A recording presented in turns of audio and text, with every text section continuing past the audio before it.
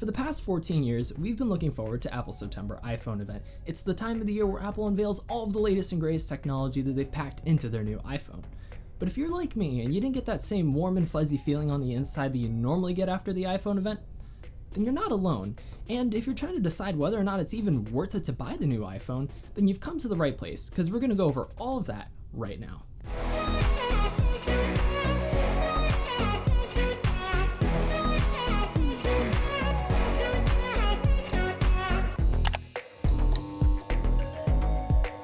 So I have the new iPhone 13 Pro right here, and the first thing that I noticed is these giant cameras that are on the back. Now, when I saw this on the commercial and during the Apple event, I didn't think they were going to be that much larger than the iPhone 12 Pro.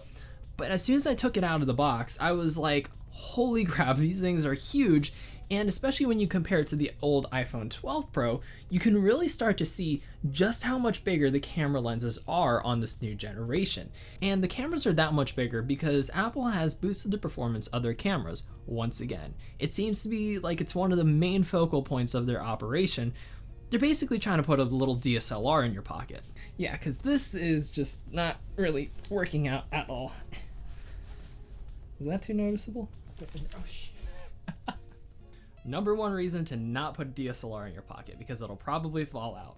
The iPhone 13 Pro also comes with this USB-C to Lightning cord, but if you're looking for the power brick or for the headphones, you're gonna have to look on the shelf of a store somewhere, because once again, Apple has not given us the power brick and has not given us the headphones. Seriously, leave it to Apple to be like, hey, we're gonna give them less stuff and we're still gonna charge them the same amount. And then everybody's like, oh, they're so great, they're saving the environment. And in reality, Apple is like, we're saving money. So yeah, I'm a little bit salty that I don't get these things anymore. And if I do want these things, I gotta pay like, I don't know how much these things go for, like $30 or something like that. Like, honestly, watch. Next year when they release the new iPhone 14 Pro, they're gonna be like, we've reduced our carbon footprint by 100%, so now you don't get the phone either. But Apple wouldn't actually do that. Or would they? So if you notice on this new iPhone 13 Pro, the bezel is smaller than on the previous generation, which is nice, but the funny thing is, even though the bezel's smaller, they haven't put any more information up here on the top. It's still the same information that was on the previous generation. So in reality, the only time that this really benefits you is if you're watching a video or something like that and that notch is getting in the way. Then it's only getting in the way just a little bit. Still intrusive, just a little bit less. Yeah. So yeah, it has a smaller bezel on it, but does that justify spending over $1,000 to upgrade to the new phone? No, not really. So the next thing about this new iPhone is that it's a little bit heavier than the old generation. It's not like a super big difference, like you're not gonna feel like you have a brick in your pocket or anything, but it is something that you do notice if you're holding them side by side.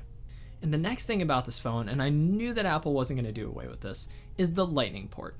This iPhone 13 Pro still sports the old Lightning port that's been around with us since the iPhone 5. Yeah, it's a little bit dated, and yeah, I'm not a fan of it. Like, Apple, come on, just switch over to USB-C. I mean, the iPad has it, so why can't we just bring it to the iPhone? Everybody wants it. Apple, if you're watching this, USB-C, please. The iPhone 13 Pro also sports Apple's new A15 Bionic chip, which Apple claims is 50% faster than their competition. So it's not 50% faster than the iPhone 12 Pro. No, it's 50% faster than the competition. So how much faster is it actually than the 12 Pro? Well, we don't really know because Apple just didn't tell us. Instead, they want to tell us about how much faster it is than their competition, which phone are they really using for comparison? Because there's so many different phones out there that, yeah, you could say that the 12 Pro is 50% faster than the competition, depending upon which phone you select. So in reality, this phone, it's faster, but we don't really know how much faster, but 50% faster than the competition, not that impressive. So the next performance upgrade that Apple's given the new iPhone 13 Pro is its 120 Hz refresh rate, which I really didn't think was going to be that big of a deal, and honestly, I didn't think I was going to even notice a difference until I actually got the phone in my hand, because when you use it, it really is fluid. I mean, it is just absolutely beautiful. It is so stunning, it is so smooth, and I like it a lot better than I thought I was going to. The new iPhone 13 Pro is also a little bit brighter than the old one. It has 1000 nits of brightness as opposed to 800 nits of brightness from before, which will definitely help if you're outside and in a sunny place, then you can actually see your screen. One of the nicest upgrades to the new 13 Pro is going to be its bigger battery. Now, Apple claims that on the 13 Pro, you can have a full 22 hours of video playback without having to recharge, as opposed to the previous generation when you only had 17 hours of playback. Now, of course, nobody's going to watch that much video straight through, so you're not really going to get 22 hours worth of use out of your phone, but you get the idea. You get more battery life out of your phone, and that's cool. And if you're like me and you just love to hoard all of your photos and videos since the beginning of time, you might be running out of space on your current iPhone. And on the new one, they give you the option to have 1 terabyte of storage, which is really nice because that means that you don't have to delete any of those lovely photos that you took when you're out camping or out hiking, or all of those amazing selfies of yourself that you're always taking. Yeah, I know. So let's talk about this camera. It's a lot bigger, but it's bigger for a reason. For starters, we now have cinematic mode, which, if you've never heard of that before, basically, if you're taking a video, you can choose to have the camera focus on one thing and have everything else around it kind of blur out, which is really cool. The only downside is you can only do this in 1080p, which means you can't shoot in 4K in cinematic mode. And that makes me sad, because it is a really cool feature, but when you have a camera that's this nice, like, you want to be able to shoot in 4K. I mean, is 1080 really even a thing anymore? I don't think that it is. Now, if I'm being completely honest, despite all of these amazing advancements in the new iPhone, it doesn't have that wow factor that you normally get when a new iPhone comes out. I miss the good old days when the new iPhone was just full of innovations. This iPhone basically is the 12 Pro, and they just made everything on it a little bit better. There's really no innovation here, and that makes me kind of sad. Now, recently, Apple has just axed their entire S lineup. So if you notice, before we used to go iPhone 10, and then it was 10S, and then 11, but there was no 11S. They just decided to go right to 12. And same thing this year, they went right from 12 to 13. But this still feels like it's an S model, because historically, the S models were like the previous generation, but just improved. So basically, we have an iPhone 12 Pro S, essentially. That's the feeling that it gives me. Honestly, there's really nothing about this iPhone that says, yes, I want to go out and pay over $1,000 for this. There just isn't. I mean, the ProMotion display it's nice, but I don't know if I could really justify spending all of the money to upgrade to this phone. But just to recap, this is not a horrible phone. This is actually a really good phone. There's a better battery in it. There's a new ProMotion display. There's new storage options, a new chip, a better camera. There's so many things on this phone that make it better than the last generation, but it still doesn't give me that feeling inside that makes me say, I need to have this. And I really, really wish that it did, because for the first time in a long time, I don't feel like I need to have this.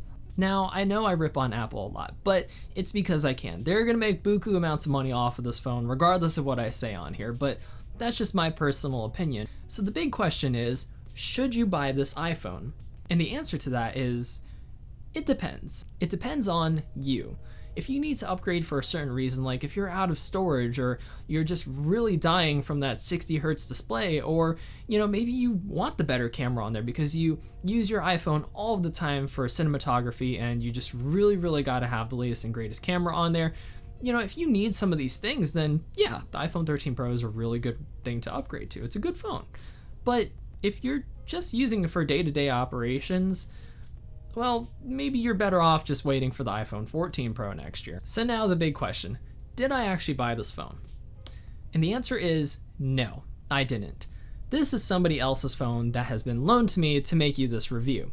I decided not to buy the new iPhone 13 Pro because personally, I didn't need the extra storage, I didn't need the new camera, and the 120 hertz refresh rate, it is nice, but I just didn't need it, and that is a lot of money to shell out. I mean, if you are like a multi-millionaire, then obviously it's no problem for you. You can just go out and, buy 10 of these if you really wanted to.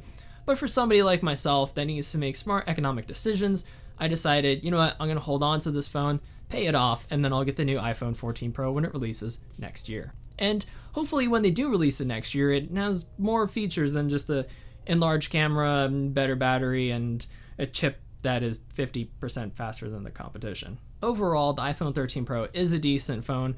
There's really nothing negative about this phone, except for the Lightning port on the bottom that they refuse to get rid of. Even though Apple refuses to get rid of the Lightning port on here, it still is a decent phone. And if you need the extra storage or you want the better camera, then go ahead and upgrade to the new iPhone. Hey guys, thanks for watching my review of the iPhone 13 Pro. If you enjoyed this video, feel free to like and subscribe down below. I know everybody always says that all the time, but they say it because it really does help us out a bunch and it makes a really big difference. And let me know down in the comments, are you planning on buying the new iPhone 13 Pro? Why or why not? And if there's anything else that you want me to cover in the future, drop a comment down below because I do read them. Thank you guys so much for watching. We'll see you next time. So Apple's like, hey, we're not gonna give you either of these things anymore. And that would probably work better if it actually fell off my hand. Nevertheless, you don't get a block anymore, so... Ow. I got my hand on that.